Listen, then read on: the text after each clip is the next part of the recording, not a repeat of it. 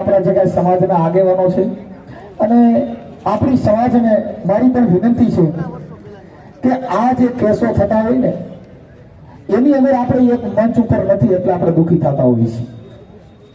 કારણ કે આપણે આ જેટલા બેઠા ને એમાં જેટલા ભાષણ દે ને એકાબીજાની માથાથી દાબે છે.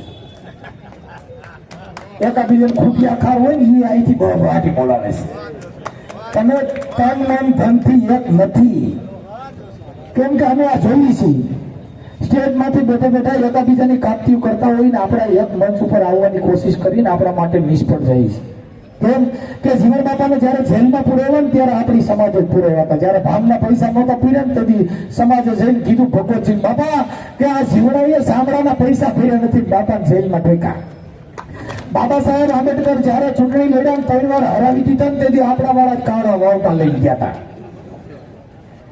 અને રોહિદાસ બાપાએ રાતી મારીને જનૈયું કાઢવી પડી ત્યાં આપણા વાલે જેને આ બધા દુઃખ દીધા હતા. એટલે આપણે એક મંચ ઉપર આપી જઈ અને જે ભાજપ કોંગ્રેસ આમ આદમી પાર્ટીમાં જ્યાં ઈવડે એના વિરોધ કર્યા.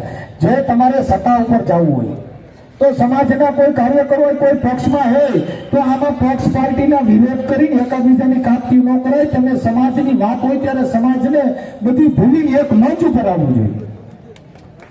કોઈ કેસ કરીને હવે મારી વાત સાંભળો કે આપણે કોઈ પણ પાર્ટીની અંદર હોય તો આપણી સમાજના કોઈ પાર્ટીમાં ન હોય તો કઈ એને તમે એની ટીકા ટિપ્પણીઓ કરો. તમે સમાજની વાત હોય ત્યારે સમાજ ઉપર એક મંચ ઉપર આવી જવું જોઈએ. મારું તારું મૂકી દેવાય અને અંદરના મેલ છે ને કાઢી નાખો. બહારથી રૂડી વાતો કરો છો ને અંદરથી કાપતી કરી છે ને એટલે આપણે માર ખાઈએ છીએ. કેમ કે આ માર ખાવાના કારણ આટલા જ છે. એટલે મારી બે હાથ જોડીને વિનંતી છે. કેમ કે અમે કોઈ રાજકીય કે આમાં ભાષણ ન આપી હતી પણ કલાકાર તરીકે બધાને મારી વિનંતી છે કે દિલના દાગ કાઢી નાખો. કબીર સાહેબે કીધું દિલ કા દાગ મિટા દો મેરે ભાઈ. આ દિલનો દાગ છે ને એ નીકળી જાય તો પછી એને શુદ્ધ શિલા પર ઝટકી પછાડો તો ઈ બી ઉજળા હોય. આ થોડા લુગડા પહેરે ને એના દાગ કાઢવા જતા ભાવ કરીને હાબુ ને એવું બધું આવી ગયું નીકળી જાય. પણ મનમાં જો દાગા પડ્યો ને તો મારો બાપ આવે તો ન નીકળે. હુકામ કેવી દેખાડવાના જુદા ને સાવવાના જુદા છે. એટલે આપણી પરિસ્થિતિ આ છે.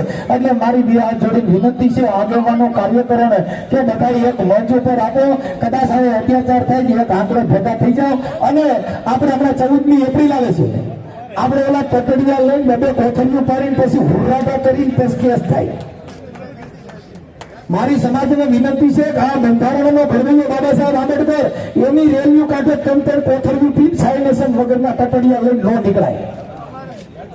આપણી પણ ફરજ છે કે આ બંધારણને આ કાયદાના પિતા લખી નીકળી આપણે પેલા કાયદાના માધ્યમમાં રહેવું જોઈએ અને કાયદાના પાલન કરવું જોઈએ અને બધાને એકબીજાના સંઘર્ષમાં રહે. જેમ કે પોલીસને કાર્યકરોને રોજ આમને સામને હોય. કાર્યકરોનો કોઈ મરણ થયું હોય એટલે આપણે અહીંથી રેલી કાઢવાની હમસે ટકરાएंगे તો મિટ્ટી સે મિલ जाएंगे. તો અધિકારીઓ સાથે અને સમાજે બેને રોજે રોજ નાગ ને નોળિયા જેવી હોય એટલે સાથે રહી અને એક મંચ ઉપર આવી અને બધા નાયક મારું તારું ભાવના મૂકી દઈ. જય ભીમ, નમો બુદ્ધાય.